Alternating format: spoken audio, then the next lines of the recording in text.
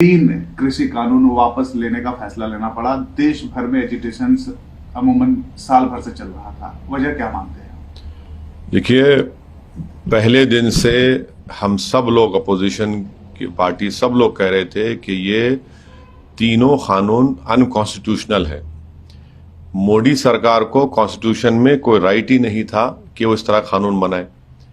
दूसरा, ये सिर्फ कानून इसलिए बनाया गया क्योंकि मोदी अपने ईगो की सेटिस्फैक्शन के लिए, अपनी अनानियत और हम जिसको हिंदी में अहंकार के लिए उन्होंने ये कानून बनाया।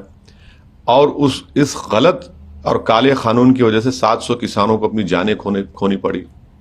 अगर वो अपने ईगो को बाजू रखते, संविधान को सामने रखते, तो ये कानून बनता नहीं और ये 700 किसान अपनी जान उनको देनी नहीं पड़ती। तो ये फैसला बहुत देर के बाद हुआ है, बहुत देर लगा दी मेहरमा आते आते। और तीसरी बात यह है कि मोदी, ये मैं शुरू से कह रहा हूं, ये सरकार डरती है जब जनता रोड पर निकलकर प्रोटेस्ट करती है। और ये दूसरा एग्जाम्पल है कि पहले तो CNRC का प्रोटेस्ट आपने देखा कि पूरे देश में मुसलमानों के साथ सेकुलर लोग ठहरे, अभी तक रूल्स नहीं बने उसके। दूसरा, ये किसानों का आंदोलन, तो ये यकीनन किसानों के आंदोलन की, किसान के तमाम किसानों की ये कामयाबी है। और चौथी बात, इसमें ये बात साबित हो गई कि ये बड़ा प्रचार बीजेपी ने किया था कि वन नेशन के लिए वन कानून होना चाहिए, आपको वापस लेना पड़ा। तो वन नेशन के लिए वन इलेक्शन भी गलत है। हर स्टेट में इलेक्शन जब भी होगा तभी तो हम सरकार को आड़े हाथ लेंगे और सरकार काम करेगी गरीबों का। तो ये वन नेशन वन इलेक्शन गलत है। और पांचवी बात यह है कि मोदी सरकार वो बड़े बड़े उद्योगपति, बिलियनर जिसको कहते हैं, उन पर बड़ा बैसाखी बनाकर उनको इस्तेमाल कर रही थी और देख लिया कि वो बैसाखी भी नहीं बन सके। तो इनको ये जो फैसला लेना पड़ा, इनको आने वाले स्टेट इलेक्शन में, इनको जिसे उर्दू में कहते हैं कि नविश्ते दीवार, राइटिंग ऑन द वॉल नजर आ गई।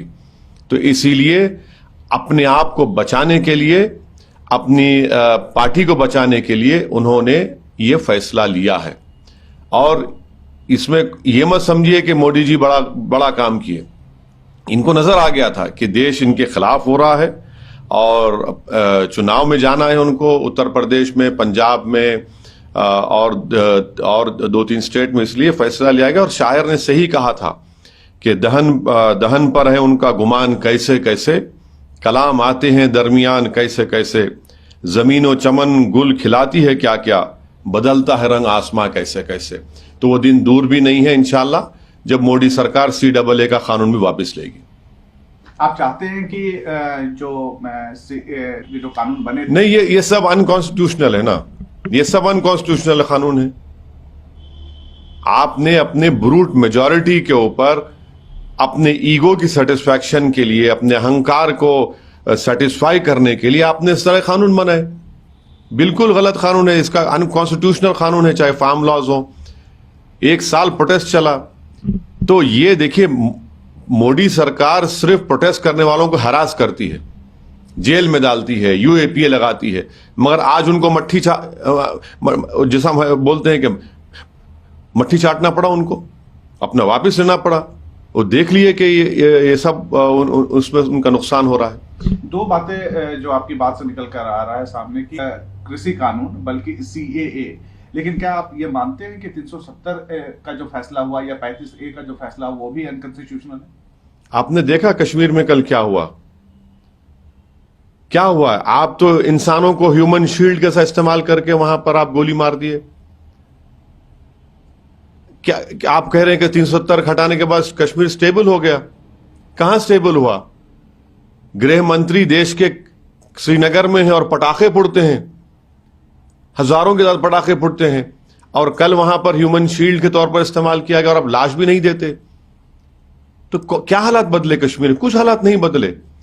आप सिर्फ अपनी जिद, अपने आइडियोलॉजिकल जो गोल्स हैं उसको पूरा करने के लिए अनकॉन्स्टिट्यूशनल तरीके से कानून बना रहे हैं पूरा। वो भी वापस होना चाहिए। नहीं, आप ये तो सब देखते जाइए ना आगे क्या क्या होता है। मगर क्या कश्मीर में स्टेबिलिटी आ गई? क्या कश्मीर में अमन हो गया? कहां हुआ है?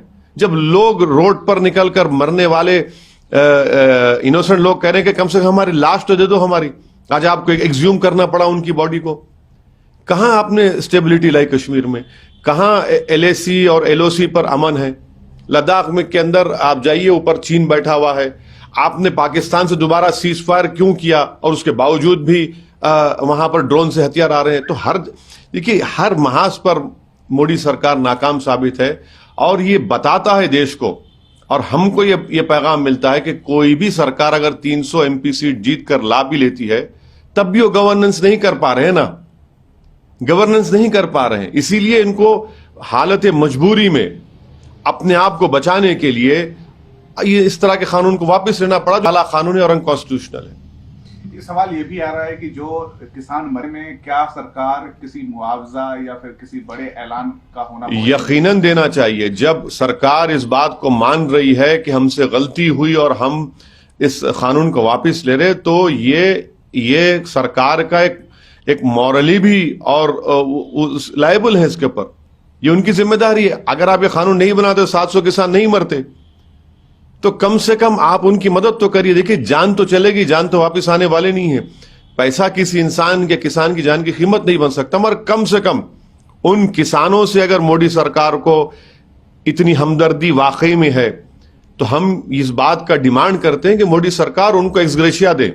जब आप मान चुके हैं कि यह अनकॉन्स्टिट्यूशनल था, इनसे गलती हुई, हमने अपने ईगो की सेटिस्फैक्शन के लिए अपनी ब्रूट मेजॉरिटी के ऊपर एक काला कानून बनाया जिसको हम वापस ले रहे हैं, तो उनकी मदद करिए।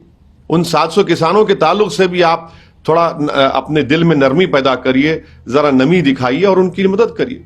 और लखीमपुर खीरी में जो हुआ, लखीमपुर खीरी में तो वो तो मंत्री बने बैठे हैं, उनका बेटा जेल में है जिसने उन किसानों को मारा। आप मंत्री पद पे कैसा रहेगा, कैसे इंसाफ होगा उन किसानों से, जो 4 किसानों से जिसको मंत्री के बेटे ने अपनी गाड़ी से रौंद दिया, अपनी राइफल से उन पर गोली चलाई। अगर सुप्रीम कोर्ट सोमोटो नहीं लेता तो वो बेटा भी गिरफ्तार नहीं होता। तो ये भी तो देखना पड़ेगा ना। कानून वापस जैसे लिए हैं, क्या मंत्रालय गृह मंत्री का? हमारा मानना यह है कि अजय मिश्रा जब तक उनके बेटे के ताल्लुक से कोर्ट कोई खतई फैसला नहीं कर देता, वो मंत्री पद पर उनको रहने का अखलाकी कोई वजह ही नहीं है। वो ना रहे, कोर्ट फैसला दे दे उनके बेटे के बारे में और फिर उसके बाद आपको सरकार जो चाहे करे। उनको क्यों रख रहे हैं वहां पर? मैं शुरू से कह रहा हूं इसलिए रखा जा रहा है क्योंकि उनका ताल्लुक एक अपर कास्ट कम्युनिटी से है और उत्तर प्रदेश में उस कम्युनिटी और कास्ट के वोट की बीजेपी की जरूरत है, इसलिए उसको नाराज नहीं करना चाहते, इसलिए उनको मंत्री पद पर रखे। मगर ये कैसा इंसाफ होगा कि उनके पिताजी होम मिनिस्टर के पोस्ट पर रहेंगे और बेटे के ऊपर केस चलेगा मर्डर का? ये तो सुप्रीम कोर्ट के सोमोटो लेने से ही तो इतनी बात आगे बढ़ी, वरना वो तो वहीं खत्म हो जाता। चलिए वैसे जी आपसे एक सवाल है कि जब इतना है तो क्या ये हम उम्मीद करें कि जो किसान प्रदर्शन पे बैठे हैं वो वापस जाएंगे अपने घर? अब ये तो किसान आंदोलन में जो उनके नेता हैं, जो उनके जिम्मेदार हैं, वो इस बात का फैसला लेंगे। मैं उस पर कुछ नहीं बोल सकता, मगर ये बात तो साबित हो गई है कि मोदी सरकार ने गलती की, अनकॉन्स्टिट्यूशनल कानून बनाया और इस बात ये भी साबित हो गई कि 300 MP रहने के बावजूद भी जब देश की जनता किसी सरकार के गलत फैसले के खिलाफ रोड पर निकलकर कंसिस्टेंटली प्रोटेस्ट करती है तो ये सरकार पीछे हट जाती है।